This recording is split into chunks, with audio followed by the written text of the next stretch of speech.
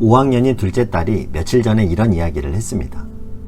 바벨탑만 안 지었어도 영어 공부 안 해도 되는데 정말 나빠. 그들은 왜 바벨탑을 쌓아서 이렇게 아이들까지 화나게 했을까요? 2절 말씀을 보면요.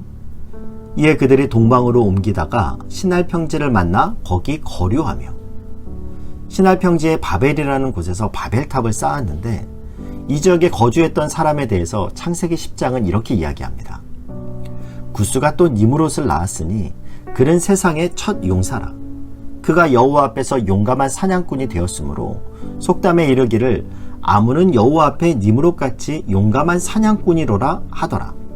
그의 나라는 시날 땅의 바벨과 에렉과 아깝과 갈레에서 시작되었으며, 세상의 첫 용사라 불리웠던 니므롯, 그가 살았던 땅이 바로 시날 땅의 바벨이라고 성경은 말합니다.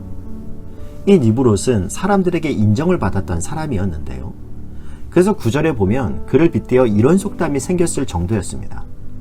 저 사람은 여호와 앞에 니므롯 같은 사람이야. 저 사람은 니므롯처럼 참 훌륭한 사람이야. 여호와 앞에 니므롯. 니므롯은 사람들이 인정할 정도로 언제나 여호와 앞에 있었던 사람이라는 그런 인정을 받았던 사람이었습니다. 우리가 잘 아는 코람데오라는 말은 여호와 앞에서라는 뜻인데요. 이 코람데오는 우리가 그리스도인으로서 이 땅에서 무엇을 하든 늘 여호와 앞에서 행하는 것과 같은 그러한 삶을 살아야 된다라는 의미입니다. 언제나 하나님을 의식하고 내가 하는 작은 일 속에서도 이 일은 하나님이 나에게 맡겨주신 일이라는 그런 인식으로 모든 일을 하나님께 예배하듯 행하는 그리스도인의 삶, 그것이 바로 코람데오의 삶입니다. 니므롯이 그런 여호와 앞에서의 삶, 코람데오의 삶을 산 사람이었는데요. 그리고 니므롯은 또한 실력 있는 사람이었어요. 9절은 니므롯에 대해서 그가 여호와 앞에서 용감한 사냥꾼이었다고 말합니다.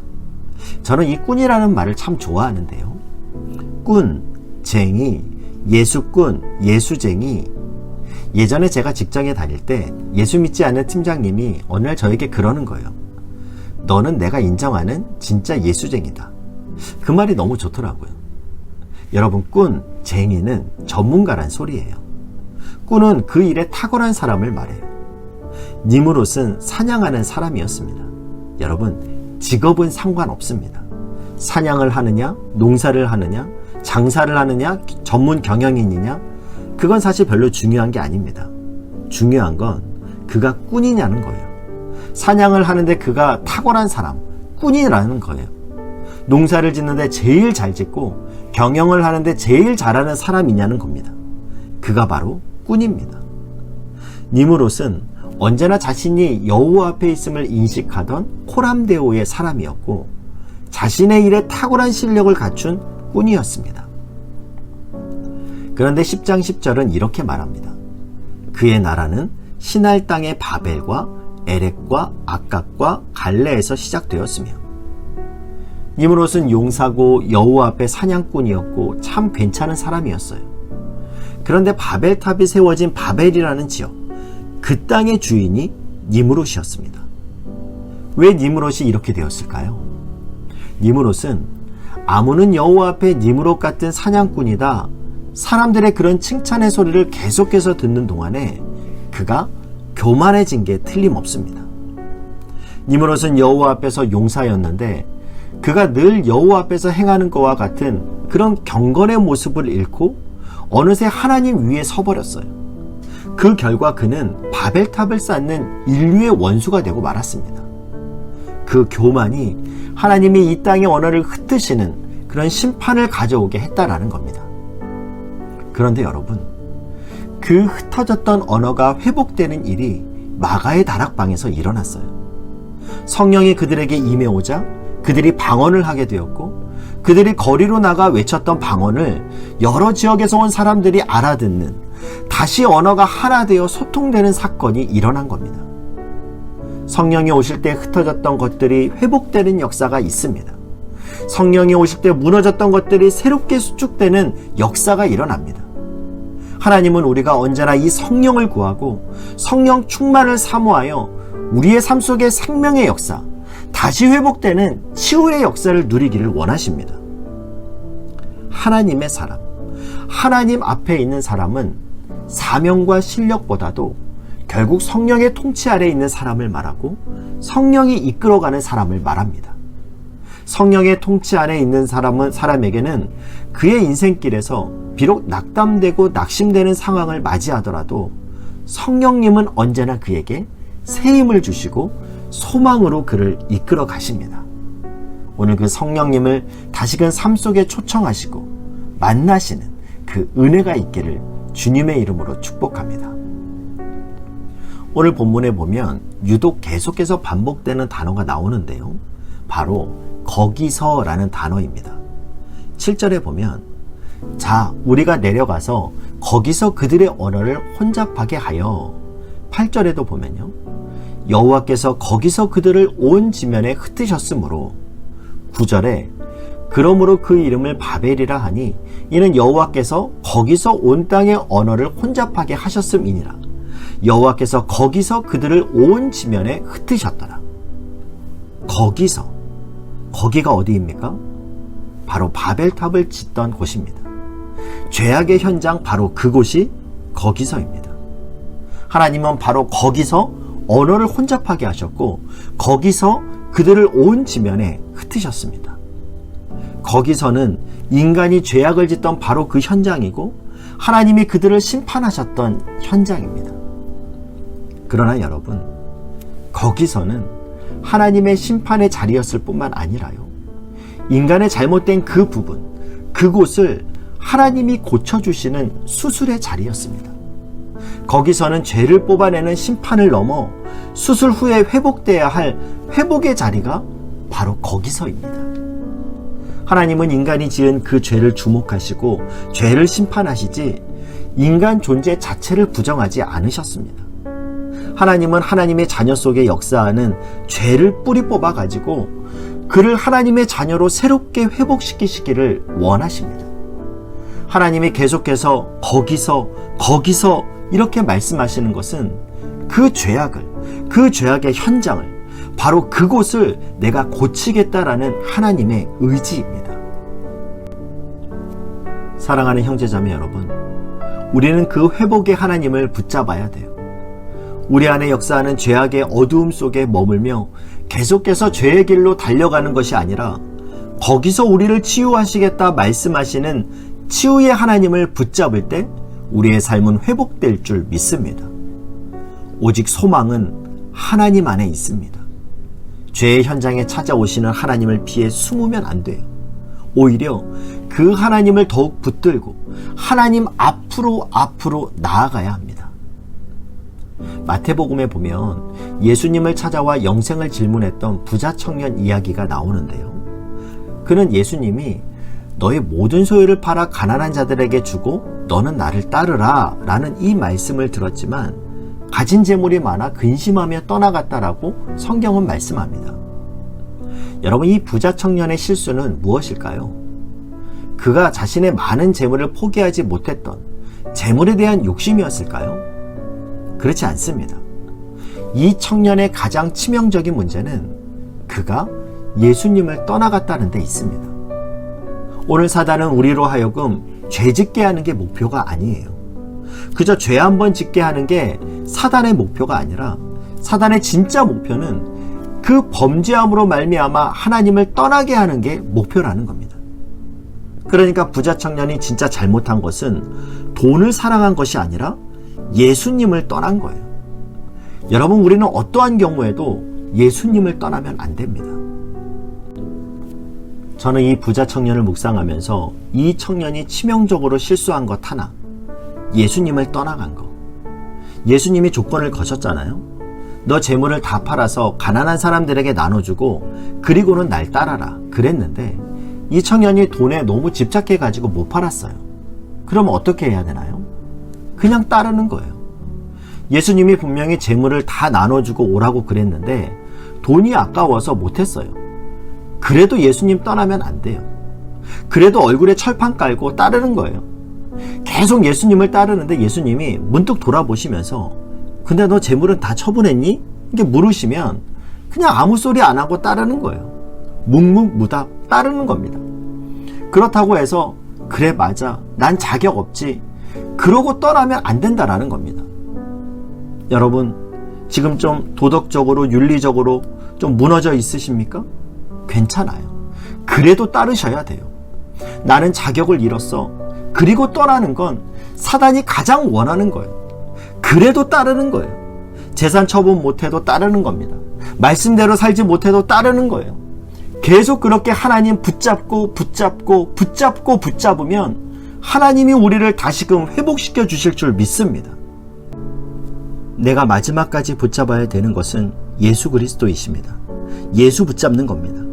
누가 비난하면 미안하다고, 나도 노력 중이라고, 공사 중이라고, 조만간 좋아질 거라고, 이것밖에 못 사는 거 너무너무 미안하다고, 그러나 난 예수 버릴 수 없다고. 이 부자 청년이 치명적으로 저지른 실수가 이거예요. 저는 이 말씀이 여러분 심령에 이 시간 깊이 꽂히시기를 바랍니다. 사랑하는 형제자매 여러분, 우리는 죽으나 사나 예수 붙잡는 자 되어야 합니다. 손가락질을 당해도, 욕을 얻어먹어도, 심령이 다 회파돼도 다른 건 몰라도 예수 붙잡아야 됩니다. 내가 끝까지 주님 붙잡으면 다 무너진 것 같은 황폐한 심령이라도 복구시켜 주시는 분이 하나님이심을 믿습니다. 오늘 바벨탑 이야기는 하나님 앞이 아닌 하나님 위에 선 자가 저지르는 끔찍한 죄의 현장을 보여줍니다. 그리고 결국 하나님의 사람, 하나님 앞에 있는 사람은 소명의 사람도 아니요, 실력 있는 사람도 아니요, 오직 성령의 통치 아래에 있는 사람, 성령이 이끌어가는 사람을 말합니다. 그 성령의 통치 아래, 성령님의 충만함 아래 거하며 예수님을 끝까지 붙잡는 자에게 회복의 역사가 이루어집니다. 예전에 저는 육체적인 힘듦으로 탈진이 찾아온 적이 있었는데요. 마치 두 손에서 모든 기운이 빠져나가는 것과 같은 그런 기분이 들 정도의 탈진이었습니다. 그러면서 심지어 무기력증이 오더라고요. 링겔을 맞고 쉼의 시간을 가져도 마음과 몸은 쉽게 회복되지 않았습니다. 내가 왜 이럴까? 어디까지 내가 내려갈까? 눈을 뜰 수조차 없어서 눈을 감고 멍하니 있는데 처음 신앙을 가졌던 대학교 때 버스 안에서 부르며 눈물 흘리던 그 찬양이 제 입에서 나왔습니다. 메마른 땅을 종일 걸어가도 나 피곤치 아니하며 저 위험한 곳 내가 이를 때면 큰 바위에 숨기시고 주 손으로 덮으시네. 그 찬양을 부르는데 눈물이 주르르 흐르더라고요. 그리고 그때 성령님이 저를 방문해 주셨습니다. 네가 메마른 땅을 종일 걸어가는 것 같고 위험한 곳에 이른 것 같지만 내가 너를 내 품에 숨겨줄 거야. 나의 손으로 너를 덮어줄 거야. 그 성령님의 방문으로 저의 몸과 마음의 모든 것이 리셋되는 것처럼 새로워지는 것을 경험했습니다. 여러분, 우리의 인생에는요, 공고한 때가 있어요. 메마른 땅을 걸어가야 할 때가 있어요. 누구에게는 건강의 문제가 메마른 땅일 수도 있고, 누군가에는 가정의 문제가 메마른 땅일 수도 있고, 여러분들의 사업의 곤고함이 여러분들에게 메마른 땅일 수 있습니다. 그러나 그때가 하나님을 바라보게 하시는 시간을 하나님이 우리에게 주시는 건지도 모르겠습니다. 혹시 여러분 가운데 메마른 땅을 지나가고 있는 사람이 있다면 그 가운데서 나를 덮으시고 새 힘을 주시고 눈을 뜨게 하시고 다시 일으켜 세우시는 성령님의 손길을 경험하시길 바랍니다. 그 성령님이 무지에서 오늘도 거기서 죄의 길목에서 서성이고 있는 우리에게 찾아오셔서 우리로 보혈을 지나 하나님 앞으로 회복의 자리로 이끌어 주실 줄 믿습니다.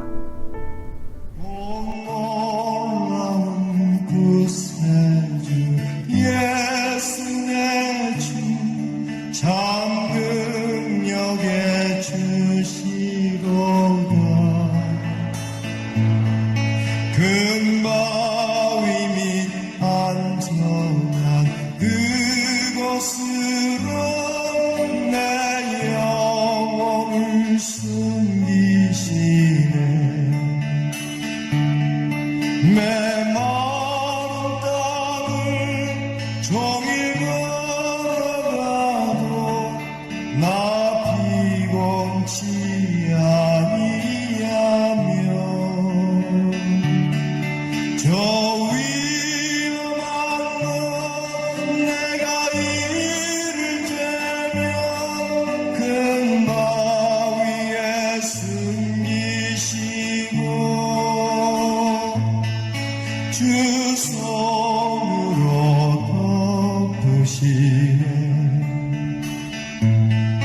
오 놀라운 구세주 예수의 주 내 모든 짐 벗기시네 죄악에서 날 끌어 올리시며 또 나에게 인주시네 내 마음을 종일 걸어가도 나 피곤치 아니하며 저 위험한 곳 내가 이를 대며 큰 바위에 숨기시고 주 손으로 덮으시네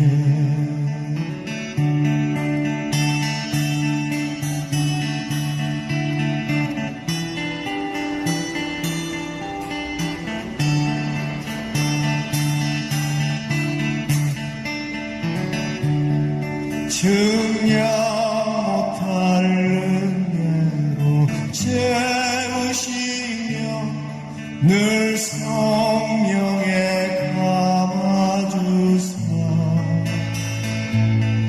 큰 기쁨 중 주님을 찬양토록 내 믿음을 도우시네 내 마음을 종일 걸어가도 나 피곤치 아니하며 저 위험한 곳 내가 이를 대며 큰 바위에 숨기시고 주 손으로 덮으시네 주 예수님 공중에 임하실 때 나 일어나 맞이하리 그 구원의 은총을 노래하리 저 천군과 천사 함께 내 마음을 종일 걸어가도 나 피곤치 아니하며 저 위험한 곳 내가 이를 대며 큰 바위에 숨기시고 주 손으로 덮으시네 주 손으로